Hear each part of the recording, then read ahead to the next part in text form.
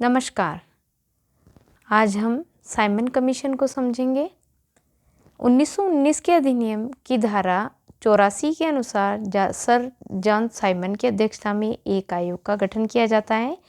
इस आयोग में एक भी भारतीय नहीं होता है, अतः भारतीयों ने इसका विरोध किया। आयोग ने अपनी रिपोर्ट जून 1930 में प्रकाशित की। साइमन कमीशन द्वारा डोमिनियन इस दर्जे की मांग को ठुकरा दिया जाने के बाद कांग्रेस ने 1929 में लाहौर अधिवेशन में पूर्ण स्वराज्य का प्रस्ताव पारित किया। यह प्रस्ताव जवाहरलाल नेहरू के द्वारा रावी नदी के तट पर पारित किया जाता है। उसके पश्चात 1935 का भारत सरकार अधिनियम आता है। 1919 के अधिनियम के तहत प्रस्तावित उत्तरदायी सरकार कभी भी अस्तित्व में नहीं आ पाई।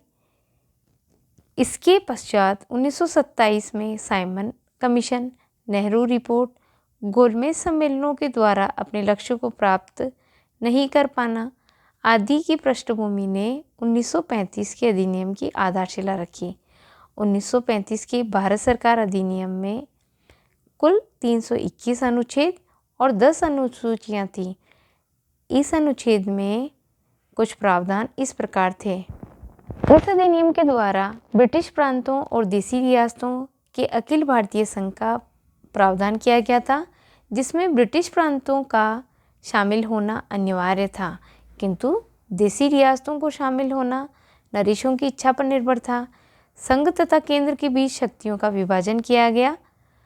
विभिन्न विषयों को तीन सूचियां बनाई गई: संघ सूची, प्रांतीय सूची और संवर्ती सूची।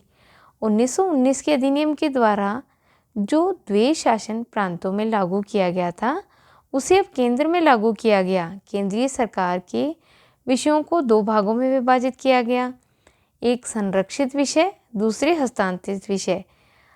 पूर्व की तरह जिस प्रकार प्रांतों में प्रावधान किया गया था, उसी प्रकार संरक्षित विषय गवर्नर जनरल के अधिकार क्षेत्र में रखे गए, जबकि हस्तांतरित विषयों का शासन मंत्रिपरिषद को दिया गया। केंद्र में द्विसदनात्मक विधायिका की स्थापना की गई। राज्य परिषद अर्थात उच्च सदन और केंद्रीय विधानसभा अर्थात निम्न सदन।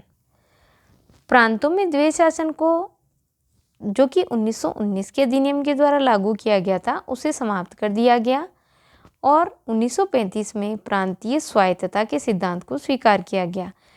प्रांतीय विधायिका को प्रांतीय सूची तथा संवर्ती सूची पर कानून बनाने का अधिकार दिया गया। प्रांतीय विधानमंडल को अनेक शक्तियां दी गई। मंत्रिपरिषद को विधानमंडल के प्रति जिम्मेदार बताया गया और वह एक अविश्वास प्रस्ताव पारित कर उसे पदच्युत कर सकती थी। विधानमंडल प्रश्नों तथा अनुपूरक प्रश्नों के माध्यम से प्रशासन पर कुछ नियंत्रण रख सकता था। इस अधिनियम के द्वारा बर्मा को भारत से अलग कर दिया गया और उड़ीसा तथा सिंध नाम से दो नए प्रांत भी 1935 के अधिनियम के द्वारा ही बनाए गए।